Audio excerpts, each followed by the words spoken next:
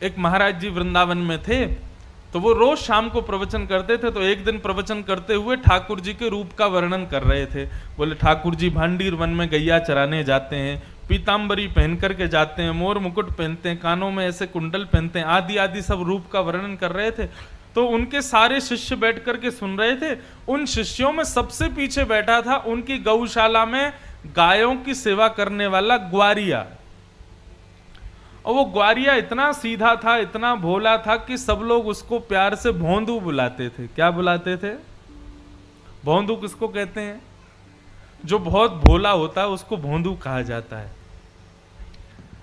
तो गुरुदेव तो प्रवचन करते थे, लेकिन भोंदू जो था ना, उसको ऐसा लगता था कि गुरुजी कोई 2-3 हजार साल पुरानी कथा नहीं सुना रहे हैं, शायद रोज ऐसी लीला होती है वृंदावन में और गुरुजी हमारे उसी को सुना रहे हैं। आज जब गुरुजी ने बताया कि भांडीर वन में ठाकुर जी गैया चराने के लिए जाते हैं, भोंदू ने जैसे ही सुना, सुन करके भोंदू को लगा मैं भी तो भांडीर वन जाता हूं गैया चराने।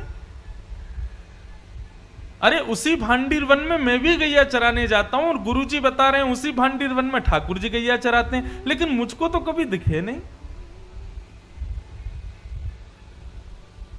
शायद मैंने कभी ध्यान नहीं दिया होगा। अब गुरुजी ने बता दिया, अब कल से भांडीर वन जाऊंगा तो वहां खोजूंगा ठाकुर जी भी आते हैं, गुरुजी बता रहे हैं। उसका इतना विश्वास गुरुजी की बात पर कि उसको लगा कि ठाकुर जी आज भी आते हैं भांडीर वन। अगले दिन गैया चराने के लिए भांडीर वन गया, तो भांडीर वन में गैया सब घूमने लगी और वो यत्र तत्र सर्वत्र वृक्षों के नीचे, सघन कुंजों में, जंगलों में जाके ठाकुर जी को खोजने लगा। गुरुजी हमारे झूठ नहीं बोलते, गुरुजी सही बोल रहे हैं, यहीं पर गैया चराने आते हैं ठाकुर जी। अरे मैं ही अभागा हूं, मैं ही ठाकुर जी को नहीं देख पा रहा, लेकिन ठाकुर जी यहीं कहीं होंगे। अब उसका इतना भोलापन, इतना सीधापन, वो सब जगह ढूंढ रहा था ठाकुर जी को, तो ठाकुर जी से रुका नहीं गया। अकेले जान भोंदू को अपनी गायों के समूह को लेकर के तभी भोंदू देखता है कि सामने से विशाल गायों का समूह आ रहा है और उस गाय के समूह के मध्य में श्याम वर्ण के पीतांबरी पहने हुए ठाकुर जी उसकी ओर आ रहे हैं। ठाकुर जी को अपनी ओर आते देख भोंदू तो नाचने लगा, निमग्न हो गया, भाव में भर गया।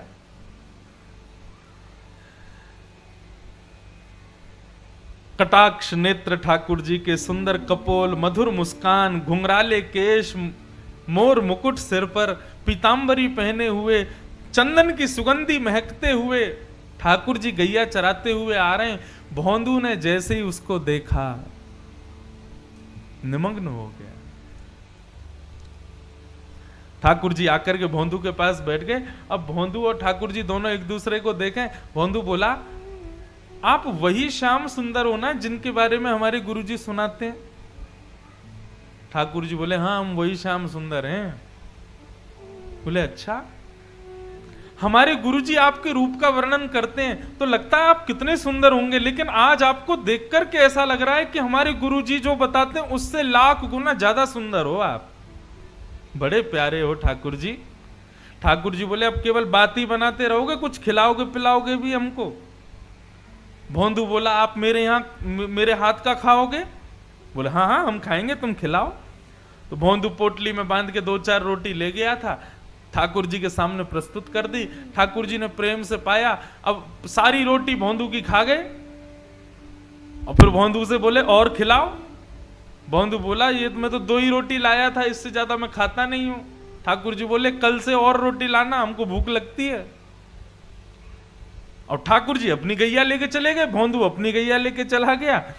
भोंदू को लगा ठाकुर जी ऐसे ही आते हैं, सबसे मिलते हैं, वो तो मेरा ही दुर्भाग्य था जो इतने साल बाद मुझको मिले। भोंदू ने आकर के किसी को कुछ नहीं बताया, उसने गुरुजी से भी कोई चर्चा नहीं की।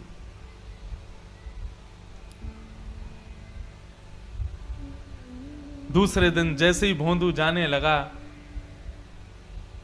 ज्यादा रोटियां ले गया, ज्यादा सब्जियां ले गया। तो रसोई घर के जो महाराज जी थे उन्होंने जाकर के गुरुजी को बताया। बोले, गुरुजी आज तो भोंदू इतना सारा भोजन लेकर के जा रहा है। गुरुजी आए, आकर के बोले भोंदू तुम तो इतना नहीं खाते, किसके लिए लेके जा रहे हो? तो भोंदू ने सहज भाव से कहा, बोले गुरुजी मैंने आपको बताया नहीं, लेकिन मैं जहां गैया चराने जाता हूं ना भांडीर वन में, वहां ठाकुर जी भी आते हैं अपनी गैयाओं के साथ। कल आए थे, मेरे से रोटी मांग रहे थे, तो मैंने 2 रोटी खिला दी, तो ठाकुर जी को कम लगी, इसलिए मैं ज्यादा लेके जा रहा हूं। तो ये ज्यादा पुरानी नहीं, 60-70 वर्ष पुरानी बात है। गुरुजी बोले भोंदू कौन आता है भांडीर वन में? बोले ठाकुर जी आते हैं। बोले कौन से ठाकुर जी? बोले वही ठाकुर जी जिनकी आप कथा सुनाते हो। गुरुजी बोले सच में ठाकुर जी आते हैं? बोले हाँ। अच्छा बता तो सही कैसे दिखते हैं वो? ऐसे कोई बालक मुकुट उकुट पहन के आ गया होगा, तुझको पागल बना रहा होगा? बोले नहीं गुरुजी मैं बताता हूं ना, बिल्कुल कमल जैसे उनके नेत्र हैं, जब वो मुस्कुराते हैं तो ऐसा लगता है मोतियों जैसे उनके दांत हैं, कानों में ऐसा कुंडल पहनते हैं, और गुरुजी सबसे बड़ी बात, वे जब चलते हैं ना तो वो बांकी अदा से चलते हैं, और उनके पैर जब पृथ्वी पर पड़ते हैं ना, उसके बाद जब जैसे ही पैर हटाते हैं तो पृथ्वी पर एक अद्भुत सी सुगंधी सी उगने लगती है, एक अद्भुत सा दृश्य प्रकट हो जाता है पृथ्वी पर। पीली पीतांबरी पहनते हैं, चंदन की सुगंधी आती है। गुरुजी बहुत सुंदर लगते हैं ठाकुर जी। बंधुओं, जो सीधे लोग होते हैं ना वो झूठ नहीं बोलते, चतुर लोग झूठ बोलते हैं। गुरुजी ने मन में विचार किया, कोई और मुझसे कहता तो मैं मानता नहीं, लेकिन भोंदू इतना सीधा है, ये झूठ नहीं बोल सकता। भोंदू के मुख से ठाकुर जी के बारे में सुनकर के गुरुजी के नेत्र सजल हो गए, और वे कहने लगे भोंदू आज ठाकुर जी आएंगे मिलने के लिए? बोले हाँ आएंगे गुरुजी। तो बोले आज जब ठाकुर जी आए ना तो ठाकुर जी से कहना कि तुम्हारे गुरुजी ने उनको बुलाया, उनको यहां लेकर के आना, यदि आ जाएं तो। बोले अरे गुरुजी मैं लेके आऊं उनको? बोले हाँ तुम लेके आना। अब भोंदू को यहां भी ये लग रहा है कि गुरुकुल में इतने सारे चेले पढ़ते हैं गुरुजी के, मेरे से भी ज्यादा विद्वान चेले रहते हैं, गुरुजी किसी को भी कह सकते थे कि ठाकुर जी को ले आओ, लेकिन मुझसे ही क्यों कहा? उसको अब भी ये विश्वास नहीं हो रहा कि ठाकुर जी केवल उसी से मिलते हैं। उसको लगा सबसे ही मिलते होंगे, लेकिन गुरुजी ने मेरे को योग्य जान के मुझसे कहा कि ठाकुर जी को लेके आना। भोंदू तो नाचता गाता हुआ पहुंच गया भांडीर वन। जैसे ही ठाकुर जी आए, ठाकुर जी आके बोले अरे भैया भोंदू जल्दी रोटी खिला। अब भोंदू तो तैयारी करने लगा, पत्तल में रोटी रखने लगा, गुड़ रखने लगा, अचार रखने लगा, दही रखने लगा, और रखते रखते बोलने लगा ठाकुर जी आज एक प्रार्थना करूं? बोले हाँ बोलो। बोले हमारे गुरुजी आपसे मिलना चाहते हैं, आप हमारे साथ आज हमारे गुरुकुल चलोगे? ठाकुर जी बोले देख हम तेरे सखा हैं, तेरे मित्र हैं, तेरे गुरुजी से हमको कोई मतलब नहीं है। तुझसे मिलेंगे, तेरे संग बैठेंगे, तेरे संग खाएंगे, तेरे संग रहेंगे, लेकिन गुरुजी से नहीं मिलेंगे हम। चरण पकड़ लिए भोंदू ने, बोले वो मेरे गुरुजी हैं, मैं तो आपको जानता ही नहीं था, मैं तो इतने वर्षों से यहां गैया चराने आ रहा हूं, लेकिन मैंने कभी आपको देखा ही नहीं। गुरुजी ने बताया कि भांडीर वन आप आते हो गैया चराने, तभी तो मैंने आपको देखा। जिन गुरुजी ने आपसे मिलवाया, जिन गुरुजी ने आपके बारे में बताया, जिन गुरुजी ने मुझे आपके योग्य बनाया, वो गुरुजी आपको बुला रहे हैं, आप मना मत करो ना, चलो ना मेरे साथ। ठाकुर जी बोले देख भोंदू तू जो कहेगा सब करेंगे, लेकिन ये तेरे अलावा हम किसी से नहीं मिलेंगे, और चाहे तेरे गुरुजी हो चाहे गुरुजी के भी पिताजी हो, हम तुझसे ही मिलेंगे बस। ठाकुर जी रोटी खा रहे थे बढ़िया गुड़ के साथ में, तो भोंदू ने हाथ से रोटी छिना ली। बोले तो ये भी मत खाओ, ये भी गुरुजी की है। और पत्तल भी उठा ली, बोले ये भी छोड़ो, ये भी गुरुजी के यहां की बनी है, ये भी क्यों खा रहे हो?